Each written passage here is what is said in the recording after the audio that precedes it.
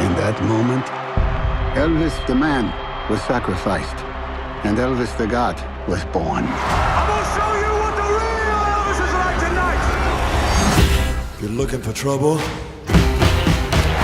you came to the right place.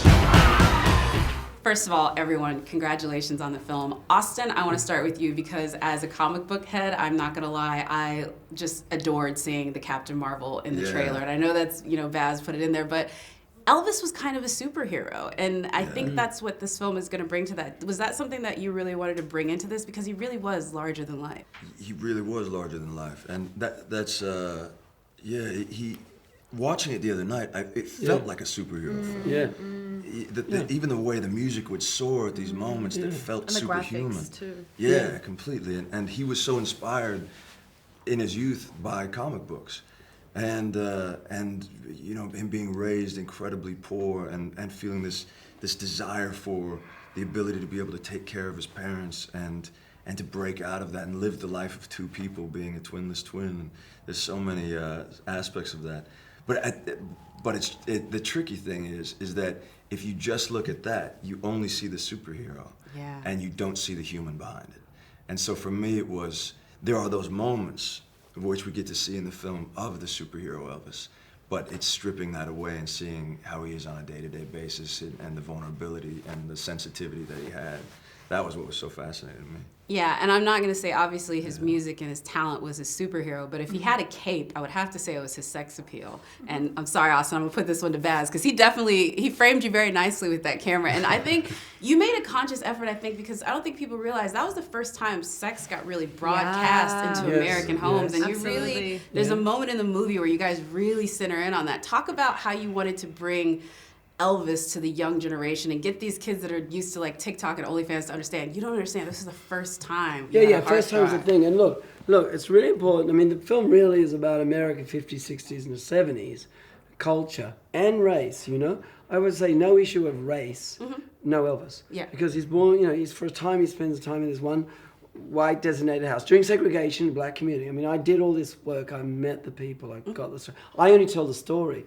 But what it does do with him, I think, is they're always running a longing and he's absorbing things. So when it comes to his sexuality, there's the rebellion. I mean, it was dangerous to be having black friends and being on Beale Street. The only one white kid in Beale Street. It was dangerous. And he's a rebel. But when it comes to his appeal, he made it up, like style. Let's talk style. The sideburns, from a truck driver. He was makeup too. I think he's got this thing. It's such a chemical thing. You see it in Harry Styles. He's got a bit of a fluidity to him. Well, that's where I was going. Oh, sorry. If you still know, I'm out of here. No, but he does. Before people were saying fluid style.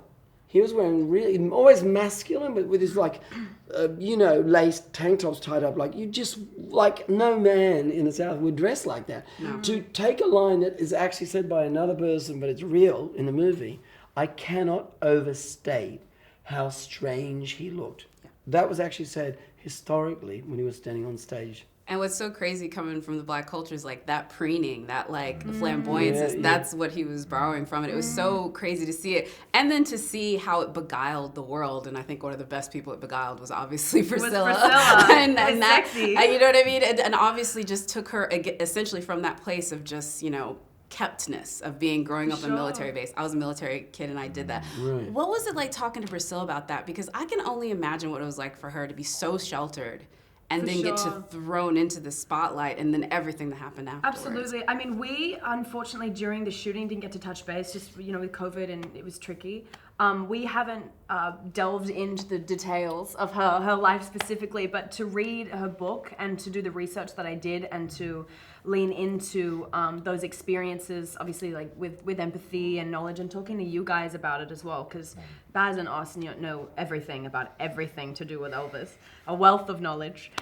It was really fascinating. It was such a different time. I think, like Baz says, this movie is as much about Elvis as it is about America in the 50s, 60s, and 70s. Mm-hmm. And so to lean into that time period and what it was like for a young girl at that time, what it was like for women, the fact, they were both in Germany when they met. It was the middle of World War II. They were isolated. She didn't have many friends. to lean into that was really, really fascinating, and to sort of step into how that relationship then blossomed from that place and where it led them was beautiful. And it was, I loved being able to do that with us, yeah. Yeah, I mean, you both had to, I think, there's always, I think, a trepidation when you're playing a real person. And there's, I think, an aspect of finding the character that every actor has to go through, from what you research to what's on the page, and then the sort of gray in between. And I think every actor I talk to when they do this, they say there's a moment when it stopped being Elvis and it just became the guy that you were playing, or the girl that you were playing. So what was that moment for you, Austin? I'd like to hear what that moment was for you, when they stopped being, again, a character and they felt like somebody you could really live in. Was it when you put on the clothes? Was it the first time you sang one of the songs? There's a ton of these transitional moments in the process where you start to feel keys of authenticity. And for me, the most significant one was the first performance. I was absolutely terrified. And the first performance we did was 68. 68. Oh, wow. Yeah, I So remember. we're doing the 68 special. Yeah. It's our second day of filming. Such After a the special COVID, day. The movie Yeah. almost went away. And at this point, there's a year and a half that I'd had to prepare. And suddenly, here's a moment of truth. I've got to walk out on stage in the black In front of leather. so many people. In front of, Like hundreds of people. hundreds or of 300. 300 people. Yeah, there's tons of people. And I was in the dressing room beforehand. I felt my hands shaking, and I felt this terror inside of me. And I'd been living with this for so long, but I had this moment of thinking, can I do it? Am I a fraud? Am I gonna fall flat on my face? Am I gonna let Baz down? Am I gonna let the film down? What happens if that happens? And my mind started to go. And then it dawned on me that this is a make or break moment in my career, but it was a make or break moment in Elvis's career. Everything was riding on And it also, for him. you fed so much off the audience too. Oh, like being completely. able to have that. I mean, I don't want to speak for you, Yeah. but you could tell just watching it, like Yeah. feeding off of the audience, and that audience's energy is That's so the thing, unmatched. channeling that Yeah. fear. Once I realized it's not a bad thing for me to feel this. This is what he was feeling. This is what he felt like on the inside. So now as I walk out there, he would be feeling this. So I can rest in that. And instead, it's how I direct this energy. And so that became about building a rapport with the audience. And it was when I started to see genuine emotion on their faces. Yeah. When I saw a girl blush, and I saw one laugh, and I saw truth. Then suddenly I look down and I see the leather, and I realized this is the closest that anybody has ever felt to Elvis in that moment. It was, can It I was just say, from unbelievable. watching from the outside, I remember I was sitting up the back, and I was sitting next to Luke Bracey, and we both were like, kind of like, oh yeah, like we're gonna see how this is gonna go. How's it gonna Yeah. go? And I remember from the second you walked out, because we were from behind, so we just saw the back. A, it was like watching the real thing. But B, to watch the past and the present come together through Austin and through the eyes of Baz was just, it was one of those moments where during the pandemic everything was so crazy, but for the first moment, everyone in the room was present. Everyone in the room was together and like looking and experiencing the same thing. And I'll never forget that I moment. gotta add one more thing. In that palais down there, Yeah. when we screened the movie, at the end of that sequence, excuse me, and I've been here 4 times. That is a dry audience, you know. At the end of that performance in the leather, they broke into spontaneous, loud applause. And Austin had never seen the film. He saw it the first time that night. And Tom had seen it, and Tom leaned across and went like this.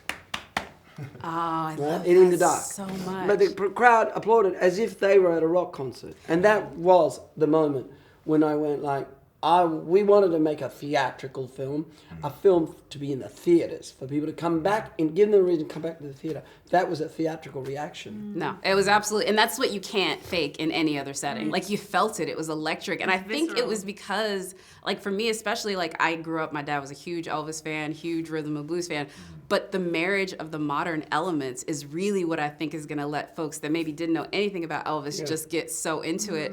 And you were very, I think, deliberate in some of the acts you bought, like Casey Musgraves, Doja Cat, but also like even at the after party last night, Manskin, and all of these folks sort of coming together to show Elvis's influence in modern, That's but right. also where it borrowed from. So how did you make those choices? Because you kind of have everybody to choose Yeah, from. like, look, it's a really simple thing. Like back in, I've done it all my time, but let's go back to Gatsby.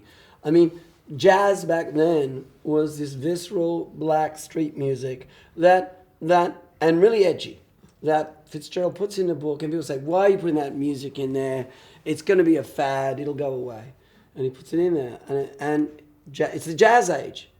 Now, with Elvis, is like when you go to Beale Street and Big Mama Thornton is singing, Hound Dog, what she's really saying is, listen, expletive.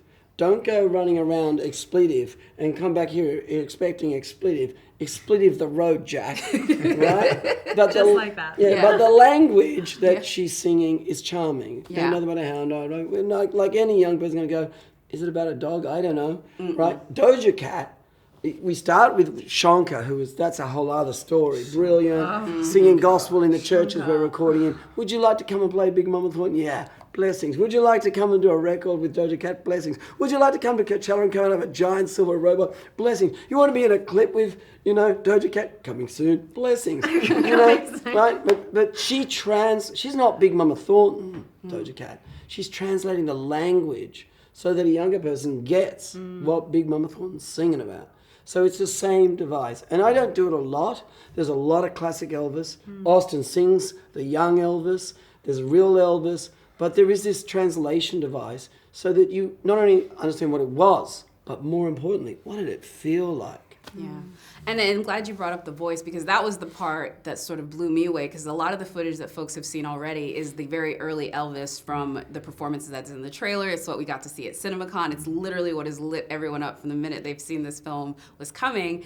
And then when I found out that was you singing, I kind of lost it a little bit more, because I know we've had a lot of recent sort of biopics of similar ilk, but not every one of them does that. I will just say that. Even, the ones where they are singing, they're maybe doing it in a magical realism sort of way. You literally had to give that performance. So the voice, both the speaking voice, the idiolect that you had to do, but also the voice that you had to sing in, because it's just so, any wrong note, it can be SNL, right? Yeah. That was. I'll tell you, that's one of the things that woke me up every day at 3 a.m. I couldn't go back to sleep because it was this feeling of I don't want to let this down, and so I'd start listening to interviews first thing in the morning with him. You're talking to yourself. I'd talk to myself. You saw me do that many times. Yeah. I'd walk down the beach for 4 hours just listening to an Elvis interview and speaking out loud and in Elvis voice. Yeah, looking like I was a complete wild man. But and we're on the Gold Coast, Australia, just out on Broadbeach. Very, very Australian. And then I wanted to feel what it feels like in everyday life, so that way it doesn't feel like I'm having to make a big transition from me to Elvis, and so as much as I could start merging those things and feel like that's the voice I speak in the morning when I wake up, that's the voice I speak in after I brush my teeth. I remember that's what I found when we were doing scenes together. That was so easy about it, because oftentimes I think you can feel like, because the voice is such a specific thing, that it's fake, or like you're not really acting with anybody, but there was an ease when we did our scenes because it was so lived in. The voice was so lived in and natural and authentic that the bounce back and forth just felt normal. Yeah, you weren't bouncing up against this Elvis against wall. like a fake, exactly. Or even the lack of voice. Because one of the things I think Oz did, and this was not direction, this was his meticulous. When Priscilla, who I spoke to very early on, lost contact with, was a little bit understandably skeptical. Could Austin, what are they going to do with my husband? But when she saw the movie, the thing she said is, she's surrounded by impersonators, and they good on them. It's a competition. But for her, it's uncomfortable sometimes, And she said, the thing is that, every wink, every move, all of that, but the spirit, the actual soul of the guy, the humanity, and the anger, actually, that was cool. He got his anger, and that was amazing. But you know what? Also got to give you props here. I didn't direct him to do this, but something he picked up from Elvis was the lack of words. So when the Colonel does that scene where he goes, or I will leave you, Austin just goes, my bad version. And this was a thing he had going on. So Elvis, no words. Well, I didn't say that when, I haven't told you guys this, but I was sitting next to Priscilla at the screening at Cannes, which was No pressure. It's insane. But she turned to me at one point and was like, man, he really has him down to a T. That's- He really does have it, doesn't he? It's just the best compliment. I know everyone's asking you this song, and I think if you're a real Elvis fan, it's like choosing between your children on which was your favorite of his songs. But I do know after filming this, you probably have an emotional attachment to one of the performances or one of the songs that is maybe even played. Like I loved the little Dolly Parton Easter egg with "I Will Always Love You" because you have to be like a really big, deep like Elvis head to know that one. So what is you really know. You really this. are. Yeah, I did. Hey, you know, spoiler alert. Yeah. We actually sang it in the car. Yeah. But we just couldn't do two things. And There I- was a version where I'm singing it. Yeah, I know Dolly, and she was so keen. And she tells the most beautiful story about her wanting Elvis to do it. And she said, I've got no disrespect for the Colonel. He was a smart man too.